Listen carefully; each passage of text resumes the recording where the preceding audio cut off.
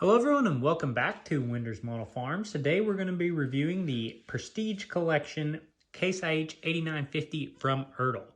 We are three brothers here who collect 1/64 scale farm toys and like setting up displays and doing some customs. So if you like that kind of stuff and like model farm toys, go check out the rest of our channel. We've got quite a few videos on there and I think you'll enjoy it. So this piece here is going to be very similar to some other toys you've seen from Ertl, and we'll be using those in this video as a reference, and that being the 7140 Authentics number 4. Then we've got the 7120 Prestige that we just did a review on about a month or two ago. And then we've also got this Ertl 75th anniversary, and it is a 7250. So those are all going to be basically the same casting. And then I think we're going to add this to that lineup of toys they've made from that casting. This is 8250. So here's the box. If you like leaving stuff in the package, it's got a good package for that because you can just set it on the shelf and still enjoy the model without disrupting the packaging. There's the statistics on this, made from 97 to 98. 117 gallon fuel capacity, 118-inch wheelbase with 225 horsepower. And then here's a picture of the toy. And then here's your statistics in French, I believe. And then the bottom of the box is your typical stuff. So that is that. So we're going to get this thing out of the packaging and take a look at it. Now, we are not concerned about the packaging. We pretty much throw most of our stuff away unless it's something special edition like a farm toy or a farm show toy or something like that. But most of these Prestiges, we end up pitching the packaging. We're not too worried about that. We more want the toy and stuff outside of the package. So we got a few things to snip in here.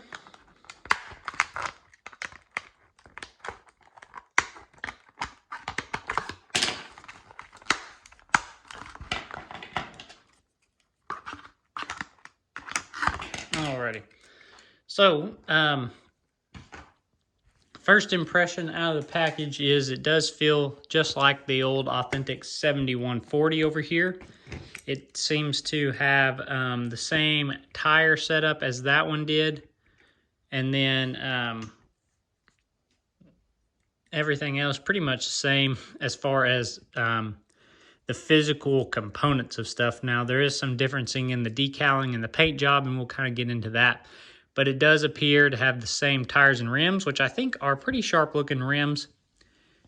I think these duals look really nice. And the front tires look fantastic as well. And we've got some nice fenders. We've got the steerable front end, and it actually steers very well. And then if you'll see that piece down there on the front end, that means our steering wheel will turn as well. And that's something that all of these do. And I did not even realize it till recently that these do that. But I mean, look at the steering wheel. That's got to be probably the coolest thing about this toy, is you can turn the wheels and the steering wheel will move in proportion to that. Now, the interior of the cab, the steering wheel is a little bulky, but that's understandable considering the functionality of it. So that's not bad, but the seat detail, in my opinion, is lacking a little bit, as well as the detail of the interior up here. I think they could have done a better job on those, but overall, you know, it's okay. But I do think they could have done better. Now, the front weights are fantastic on these. They look phenomenal. Love the look of the front weights. They look great. We get a nice 8950 decal Case IH headlights. And now here's something different as well on this one. You'll see the hood is painted slightly different. Right there, you've kind of got that paint there, where it's not going to be on these. You can see how they did that different to try to give the hood a little bit different look by changing that paint on this model. And I don't know.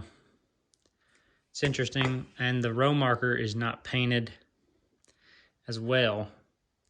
Now the hood here, it does open and reveals our engine, pretty much the same as these other toys.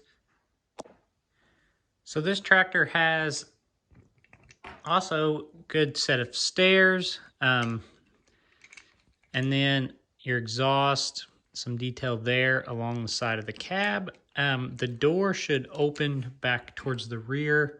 It's pretty tight. I'm gonna see if I can pop it open without scratching or breaking anything.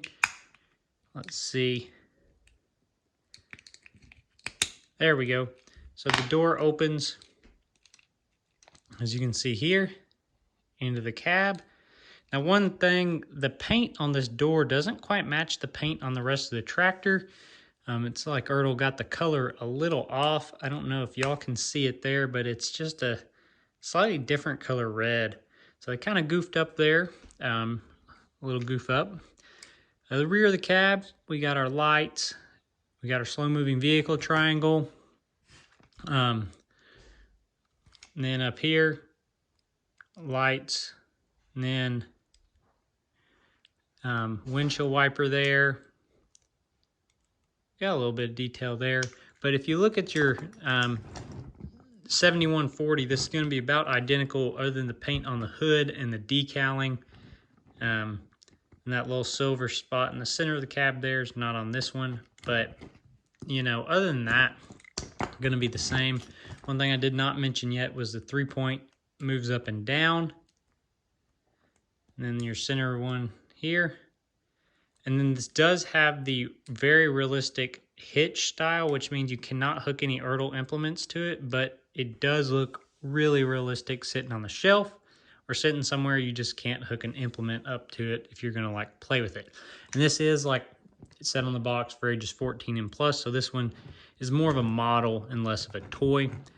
Anyway, so that is gonna be the 8950, and kind of just add to our lineup of high detail boxcar magnums.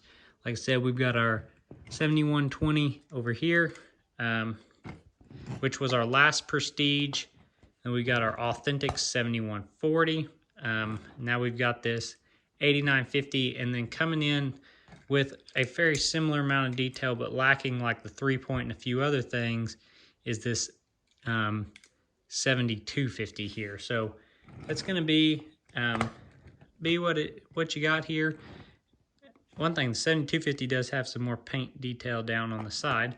But anyways, so that is going to be your 8950. Let me know in the comments if you've got this model or any of these boxcar magnums. Let me know. Thanks for watching.